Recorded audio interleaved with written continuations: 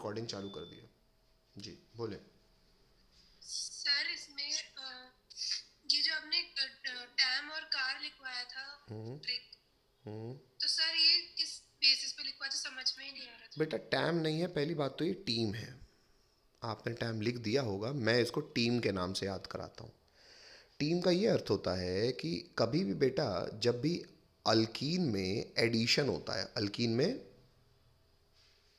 Addition. तो alkyne में addition होने के बाद कई बार हम ऑब्जर्व करते हैं कि जो प्रोडक्ट बनता है उसमें कायरल कार्बन होते हैं। अब कार्बन अगर कायरल होता है तो हमें ऐसा लगता है, जो कि प्रैक्टिकली लगना भी चाहिए, कि कंपाउंड ऑप्टिकली एक्टिव है। कई बार ये कंपाउंड ऑप्टिकली एक्टिव नहीं होते सर, लेकिन ऑप्टिकल एक्टिविटी तो केवल एक्सपेरिमेंटली ही देखी जा सकती है। बेटा कुछ केसेस हैं जिसको जनरलाइज करके, ये कोई किताब नहीं लिखती, ये मैं अपना पर्सनल बनाया हुआ हूँ। इसको आप, क्योंकि एक्चुअली एडवांस की बात है, जेई की बात है, ये बोर्ड और मेंस की, मेंस तक की बात नहीं है, पर अब पूछे हो तो बोल दे रहा हूँ मैं, कि कभी भी एडिशन होता है और कंपाउंड अगर धोखे से कायरल बनता है तो वो ऑप्टिकल एक्टिव होगा कि नहीं होगा is governed by certain experimental laws. जो कि ये कोई लॉ नहीं है, हाँ, वो सर्टन एक्सपेरिमेंटल जस्टिफिकेशन को मैं एक नियम से याद कराता हूँ। वो नियम ये है कि कभी भी अल्कीन अगर ट्रांस है, अल्कीन अगर, आंसर। अल्कीन अगर ट्रांस है और उसमें एडिशन अगर एंटी होता है, एंटी एडिशन मतलब क्या होता है, कि जैसे ये आपका अल्कीन बना, Br2 ऐड हो रहा है, तो एक Br अगर ऐसे जाएगा तो दूसरा Br उसके ऑपोजिट आएगा। तो ये भी हमको पता होना चाहिए कि Br2 का एडिशन एंटी होता है, जैसे हमको पता है।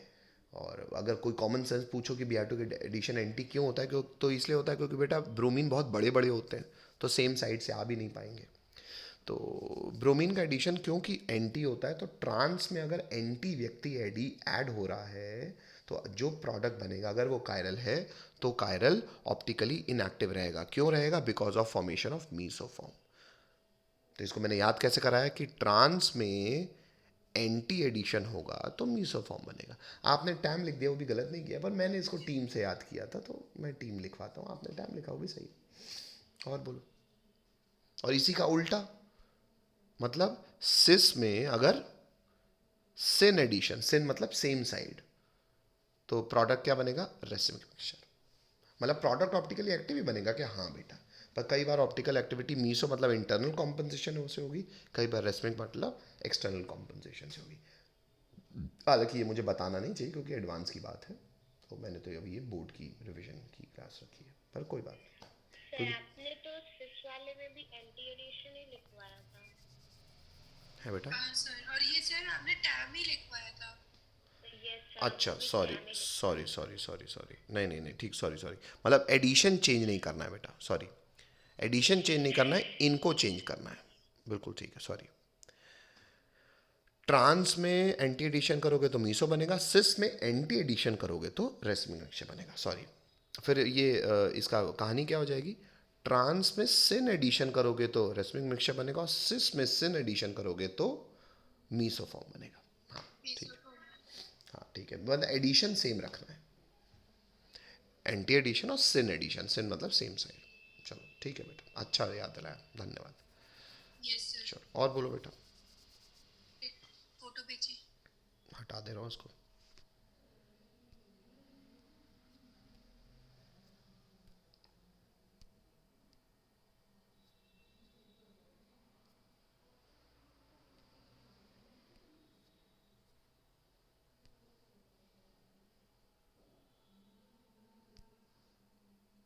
हाँ बेटा बोलो।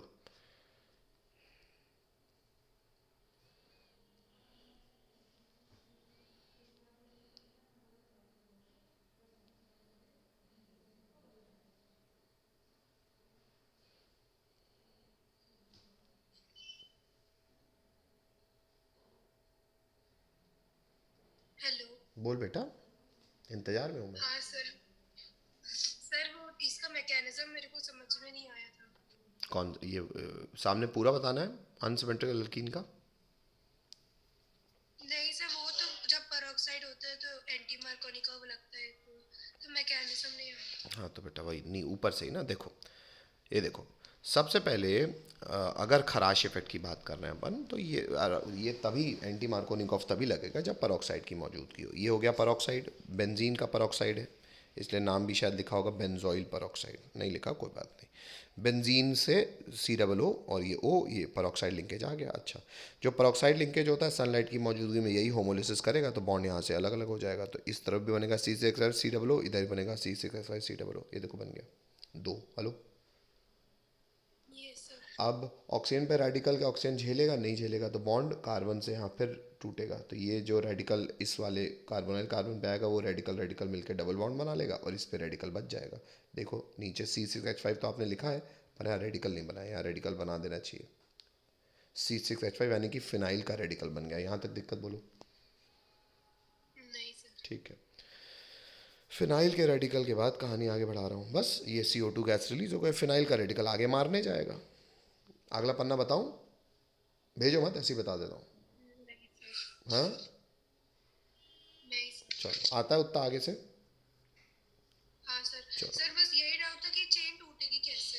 अब समझ में आ गया। मतलब हाँ चलो हटा रहा हूँ, अगला भेजो। हाँ बेटा बोलो। सर इसका भी मैकेनिज्म नहीं समझ में आया। क्या निज़ाम है इसका? अच्छा, ये तो बहुत आसान है बेटा, ये तो बेसिक क्लोरीनेशन है यार। चलो बता दे रहा हूँ, क्लोरीनेशन का बताना है बेटा। नहीं ये जो सर स्टेप 1 से है वो। हाँ, वही क्लोरीनेशन का ही बताना है ना। हाँ सर। तो इसे बोल देती, इसमें फोटो क्या जरूरत है। चलो, तो बहुत आसान सी चीज़ पूछ रही दीदी, चलो देखो। नहीं सर इसमें आगे लिखा हुआ है अदर पैरेलल प्रोसेस, तो सर वो हाँ कनेक्ट नहीं कर पा रहे थे। देखो भाई, सबसे पहला स्टेप होता है Cl बॉन्ड Cl टूटता है, इसमें कोई दिक्कत होमोलिसिस के थ्रू नहीं सर। Cl रेडिकल बन गया। अब ये रेडिकल जाके मारेगा किसको? अल्केन को। Hello, yes sir. अल्टीमेटली उसका भी होमोलिसिस होगा तो CH3 का रेडिकल और Cl का रेडिकल चेन टर्मिनेट कर लेंगे आपस में और बन जाएगा यहाँ पे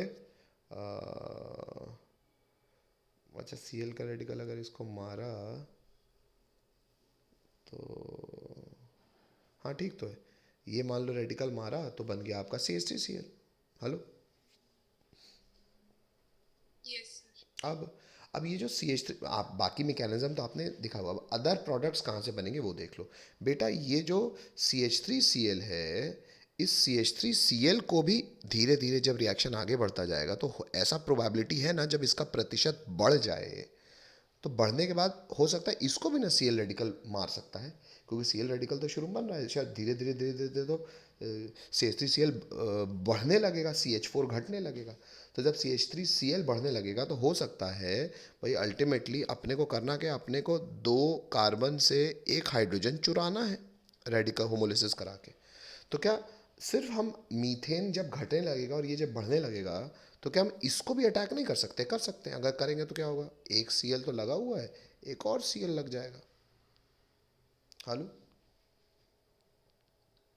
यस। और फिर धीरे धीरे जब इसका भी कंसंट्रेशन बढ़ने लगेगा तो क्या इस पे भी फर्दर एक और ऐसा Cl अटैक नहीं कर सकता? तो बन जाएगा हाँ सर। CHCl3। तो बोला मिक्सचर ऑफ प्रोडक्ट ऐसे बन सकते हैं, लेकिन हाँ ऑब्वियस सी बात है अटैक ज़्यादा वहीं पे होगा जिनकी भीड़ में संख्या ज़्यादा हो। तो इसलिए मेजर प्रोडक्ट यही बनता है, यही मतलब ये पहला वाला।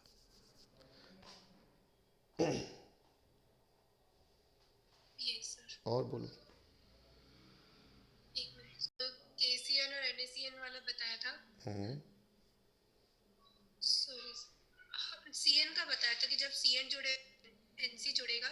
सर हमने कुछ कोवलेंट और आयनिक करके कुछ बताया था, तो चलो वही मैंने बोला था, फोटो भेजने की जरूरत नहीं है भैया, ऐसे मुंह से बोल देती। देखो क्या है कि मान लो मेरे पास रिएजेंट KCN या NaCN है, तो KCN या NaCN तो आयनिक कंपाउंड है, आयनिक कंपाउंड तो आयनाइज होके बनाते हैं K+ और Cn-। अब अगर तुम्हारे पास अल्काइल हैलाइड है बेटा, तो अल्काइल हैलाइड में ये माइनस है, ये प्लस है, इस प्लस को कौन अट्रैक्ट करेगा? ये कार्बन। इससे लिंकेज इस कार की C से हो जाएगी, तो प्रोडक्ट रिपोर्ट क्या करोगे आप? नाइट्राइल्स। हेलो, बोलना पड़ेगा, हाँ। इसमें डाउट है? अब अगर आप कोवलेंट कंपाउंड लेते हो जैसे कि AgCN, तो बेटा यहाँ पे ये तो नहीं टूटा ना, ये तो एसोसिएटेड ही रहेगा ना। तो क्या कार्बन पे लोन पेयर मौजूद है?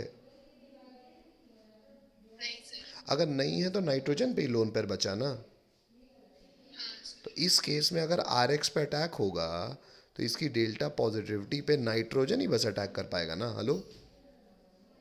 Yes sir. तो RNC ना बनेगा। हेलो। हाँ काम खत्म हो गया। तो इसलिए मैंने कहा कि ये कोवलेंट कंपाउंड है तो टूटेगा नहीं।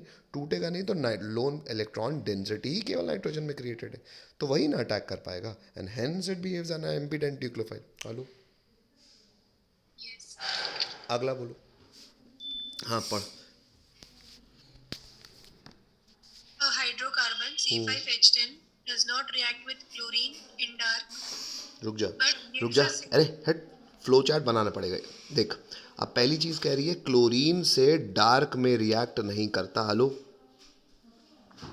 yes मुझे बता, क्लोरीन से डार्क में रिएक्ट कौन करता था? सर, क्लोरीन से सनलाइट की मौजूदगी में तो अल्केन भी रिएक्ट कर जाता है, पर नॉर्मली X2 को कौन रिएक्ट कर सकता है भाई? X2 से वही रिएक्ट कर सकता है जो अनसैचुरेटेड हो, यानी कि अल्कीन हो। हेलो। yes sir. मतलब ये अल्कीन नहीं है। हेलो। हाँ सर. स्टेप 1, आगे पूछो। But gives a single monochloro compound C5H9Cl in bright sunlight. Sunlight की मौजूदगी में क्लोरीन से कौन रिएक्ट कर सकता है? वो भी मोनोक्लोरो प्रोडक्ट ही मेजर प्रोडक्ट बता रहा है, अभी मैंने बताया कौन कर सकता है। Alkene. अल्केन। लेकिन क्योंकि ये अल्केन का मॉलिक्यूलर फॉर्मूला नहीं है, क्योंकि वो होता है CA5H12 होता, तो ज़रूर ये हाँ साइक्लो सर. अल्केन होगा क्योंकि अनसैचुरेशन पुराना है। हेलो। Yes sir. और बोलो। बस सर इतने डाउट, आगे पढ़ा ही नहीं. चलो, तो साइक्लो अल्केन होगा, तो साइक्लो अल्केन अब साइक्लिक कंपाउंड तो बहुत सारे हो सकते हैं, बताऊं आगे की हो जाएगा?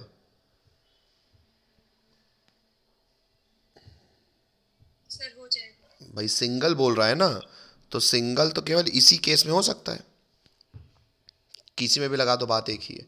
अगर हाँ चार की सर. भी चेन लगाते तो पॉसिबिलिटी ऑफ मोनोक्लोरो प्रोडक्ट बहुत बढ़ जाते। तो सिंगल बोल रहा था इसलिए साइक्लोपेंटेन आंसर होगा। और बोलो। हो गया, ख़त्म करूँ? Yes sir. बाकी लोगों